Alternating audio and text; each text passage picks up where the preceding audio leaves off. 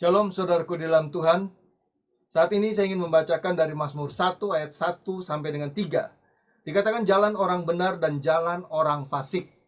Berbahagialah orang yang tidak berjalan menurut nasihat orang fasik, yang tidak berdiri di jalan orang berdosa, dan yang tidak duduk dalam kumpulan pencemooh.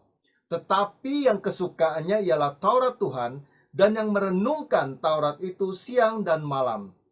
Ia seperti pohon yang ditanam di tepi aliran air, yang menghasilkan buahnya pada musimnya, dan yang tidak layu daunnya. Apa saja yang diperbuatnya berhasil. Puji Tuhan.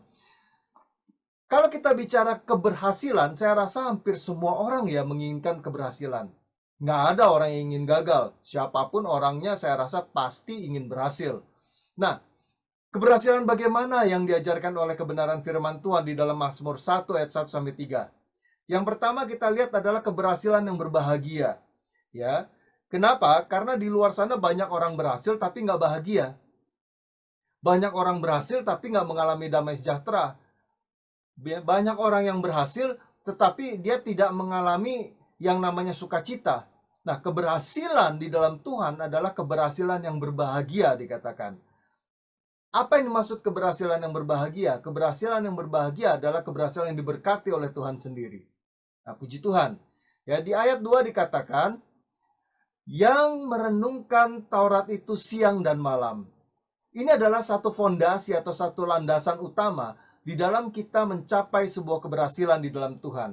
Artinya keberhasilan kita harus dilandaskan dengan kebenaran firman Tuhan. Bagaimana kita belajar kebenaran firman Tuhan, kita mengimplementasi kebenaran firman Tuhan di dalam kehidupan kita sehari-hari, termasuk dalam konteks dunia kerja tentunya. Ya, jadi kita berhasil, landasan pertamanya adalah kebenaran firman Tuhan.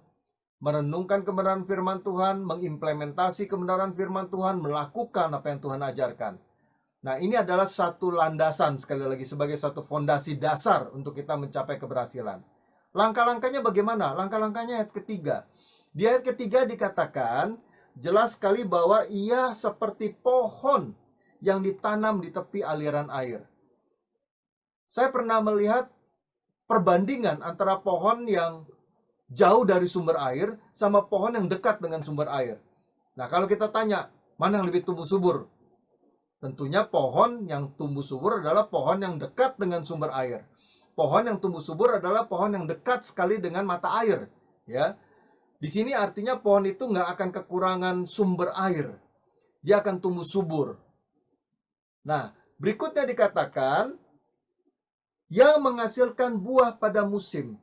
Apa yang dikatakan menghasilkan buah pada musim? Ini bukan bicara musim buah, tapi bicara tentang musim atau kondisi apapun, pohon tersebut harus berbuah. Itu artinya.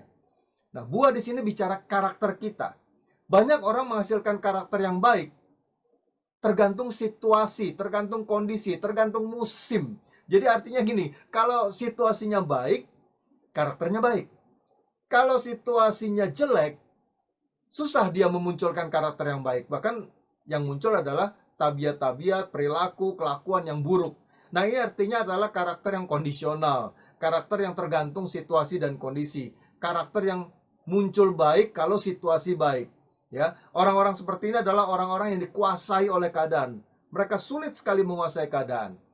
Nah, ini yang berikutnya dikatakan, dan yang tidak layu daunnya. Nah, kenapa dikatakan tidak layu daunnya? Kita pernah belajar semasa sekolah dulu, daun itu kata ada semacam zat namanya klorofil. Nah, fungsi dari klorofil ini adalah menghasilkan fotosintesis untuk makanan bagi pohon tersebut. Ya, jadi artinya tidak layu. Ini berbicara tentang semangat. Ya, kalau kita mau berhasil, dikatakan tidak layu semangatnya. Kenapa dikatakan tidak layu semangatnya? Karena dengan semangat kita punya kemauan. Dengan semangat kita punya kemauan untuk belajar. Apa yang kita tidak mampu, apa yang kita tidak bisa. Ya, jadi maka dikatakan tidak layu semangatnya. Orang yang patah semangat adalah orang yang udah nggak mau belajar. Mungkin itu satu hal yang baru dalam dunia kerja bagi dia. Sesuatu yang baru yang diberikan tanggung jawab kepada dia. Tapi kalau dia punya semangat, dia mau belajar. Nah, ini adalah langkah-langkah keberhasilan tadi. Jadi kalau kita simpulkan, yang pertama, landasan keberhasilan yang berbahagia di dalam Tuhan adalah firman Tuhan. Itu yang pertama. Yang kedua dikatakan, ia harus seperti pohon yang ditanam. Ditanam itu artinya dia punya rasa memiliki. Ditanam itu artinya dia ada dalam komunitas tersebut. Nah, orang yang punya rasa memiliki adalah orang yang punya bibit untuk berhasil. Ya, orang yang punya rasa memiliki adalah orang yang punya sense of belonging, rasa memiliki. Jadi ini penting.